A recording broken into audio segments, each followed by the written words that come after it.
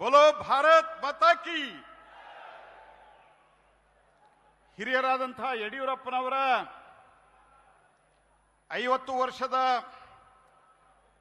ರಾಜಕಾರಣದ ಸಾರ್ವಜನಿಕ ಜೀವನದ ಪ್ರವೇಶವನ್ನ ಮಾಡಿ ಪೂರೈಸಿರುವಂತಹ ಸಂದರ್ಭದಲ್ಲಿ ವೇದಿಕೆ ಮೇಲೆ ಆಸೀನರಾಗಿರುವಂತಹ ಎಲ್ಲ ಪೂಜ್ಯ ಜಗದ್ಗುರುಗಳ ಸ್ವಾಮೀಜಿಗಳ ಪಾದಾರವಿಂದದಲ್ಲಿ ವಂದಿಸಿ ಮೊದಲು ನಾನು ನಮ್ಮ ನೆಚ್ಚಿನ ಪ್ರಧಾನಮಂತ್ರಿ ನಮ್ಮೆಲ್ಲರ ನೆಚ್ಚಿನ ನಾಯಕರು ಆದಂತಹ ಸನ್ಮಾನ್ಯ ನರೇಂದ್ರ ಮೋದಿಯವರ ಸಂದೇಶವನ್ನ ಓದಿ ಒಂದೆರಡು ನಿಮಿಷಗಳ ಕಾಲ ನನ್ನ ವಿಚಾರವನ್ನು ತಮ್ಮ ಜೊತೆಗೆ ಹಂಚಿಕೊಳ್ತಾ ಇದ್ದೇನೆ. ಸನ್ಮಾನ್ಯ ಪ್ರಧಾನಮಂತ್ರಿಗಳ ಮೆಸೇಜು ಇಂಗ್ಲಿಷ್ನಲ್ಲಿದೆ. ಸ್ವಲ್ಪ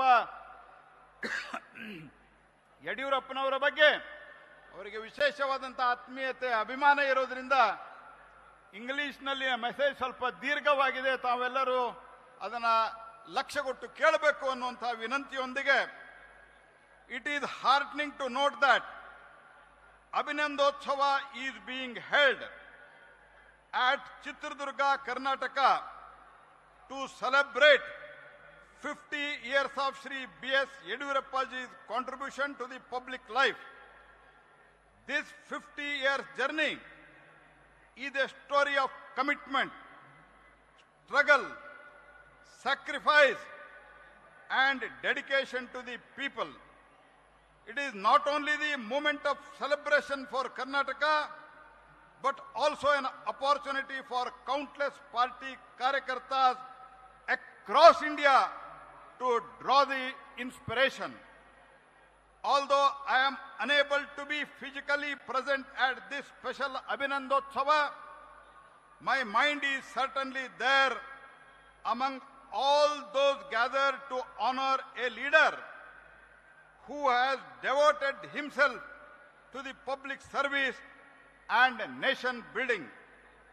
I have had a privilege of working closely with Shri B.S. Yediyurappaji over many years.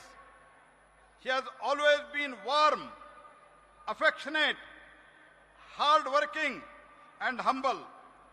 I have seen him in the moments of struggle and in the moments of success.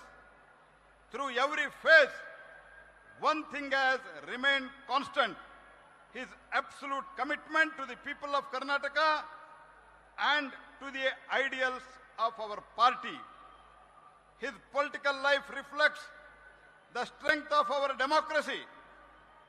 Rising from a modest beginning, he built his public life step by step through the tireless work among the farmers, workers, the poor and marginalized.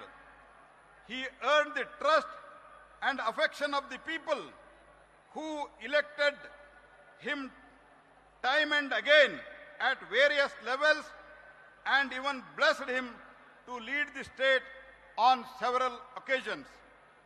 Today, when we see the BJP as a party with a wide appeal in Karnataka, it makes all of us happy. But those who witnessed the earlier decades know how much sweat and sacrifice went into the building of this foundation. Generations of party karyakartas know how deeply Shri Yediyurappaji invested himself in strengthening the organization. During the difficult periods when the party had a limited presence and faced many challenges, he traveled extensively, connected with karyakartas at the booth level and infused the confidence among them. This ability to connect deeply at the grassroots level played a key role in his leadership of mass movement and mobilization of the people for a cause.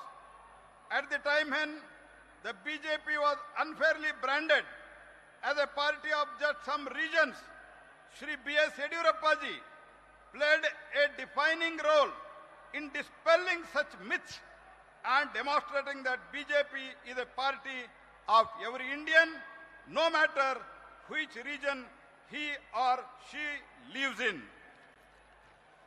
Shri B.S. Yediyurappa ji became the first Chief Minister of Bharatiya Janata Party in Karnataka. He combined the organizational commitment with the administrative capacity. He was also pioneer in presenting a separate budget for agricultural. His efforts in the fields of irrigation, rural development, farmer welfare have left a lasting impact on Karnataka and marked him out as one of the foremost farmer leaders of the state. Shri B.S. Yediyurappa ji also ensured that development remained inconclusive. Many of his policies were aimed at empowering the marginalized communities through education, skill development, and housing. He also worked with great sensitivity toward the fulfilling the aspirations of women. The people of Karnataka have always admired Shri B.S. Yediyurappa ji for his simplicity and accessibility. Even after occupying the highest office, he never distanced himself from ordinary Karyakarta or citizens. In politics, this human connection is invaluable. I have also personally witnessed his emotional attachment to the Karnataka's culture, tradition, and the people. His love for the state has always gone beyond the politics. He carried the aspiration of the Karnataka in his heart and worked continuously for the further enhancing its growth and dignity. Shri B.S. Yediyurappa ji's 50-year journey reminds every young Karyakarta that perseverance, discipline, and dedication can overcome even the biggest obstacle.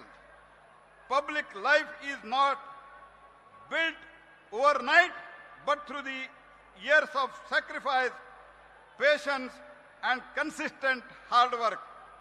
Today, as a countless admirers, colleagues, friends, and Karyakartas gather to honor him, I join them in expressing heartfelt appreciation for his immense contribution to the public life. My congratulations and best wishes to him on this remarkable milestone of 50 years in public life. I pray for Shri Yediyurappa ji's long and healthy life. May he continue to guide, inspire, and bless generations of Karyakarta and public representatives in the years ahead. Narendra Modi, Prime Minister of India.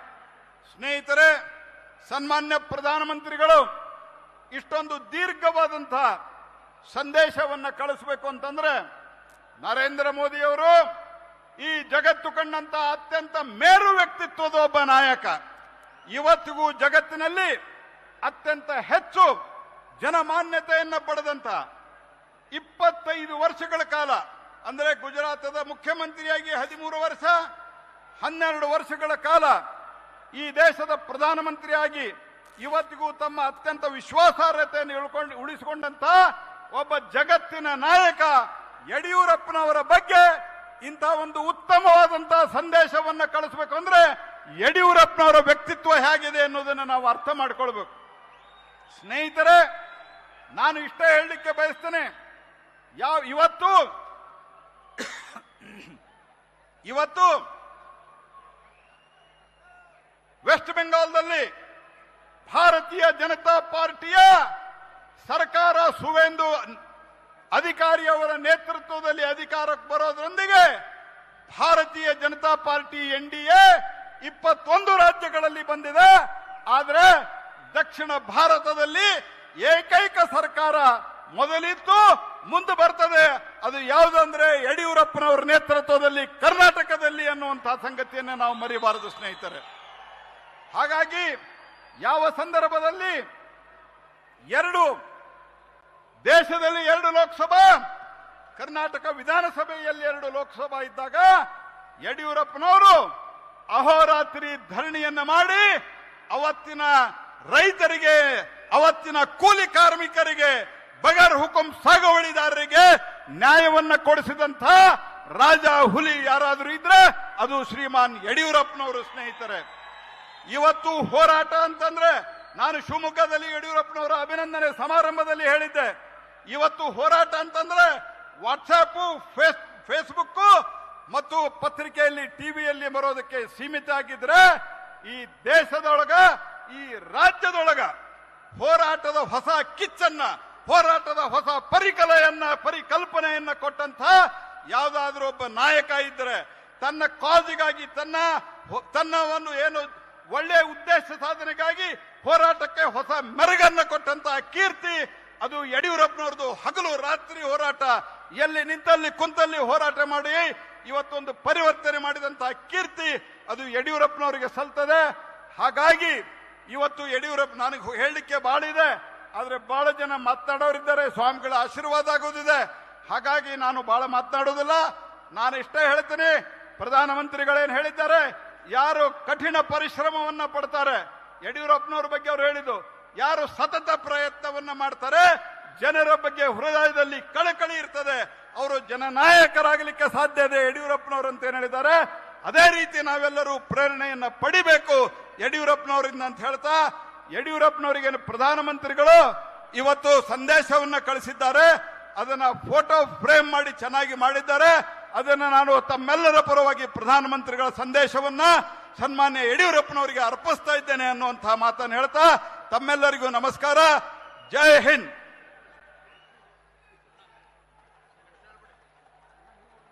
ಗೌರವಾನ್ವಿತ ಪ್ರಧಾನಮಂತ್ರಿಗಳ ಸಂದೇಶವನ್ನ ನಮ್ಮ ಗೌರವಾನ್ವಿತ ಕೇಂದ್ರ ಸಚಿವರಂತ ಪ್ರಹ್ಲಾದ್ ಜೋಶಿ ಅವರು ಯಡಿಯೂರಪ್ಪ ಸಾಹೇಬರಿಗೆ hand over ಮಾಡ್ತಾ ಇದ್ದಾರೆ. ದೊಡ್ಡ ಚಪ್ಪಾಳೆ ತಟ್ಟೋ ಮುಖಾಂತರ ಭಾರತ್ ಮಾತಾ ಕಿ, ಹೆಮ್ಮೆಯ ಪ್ರಧಾನಮಂತ್ರಿಗಳಂತ ನರೇಂದ್ರ ಮೋದಿಜಿ ಅವರಿಗೆ ಭಾರತ್ ಮಾತಾ ಕಿ.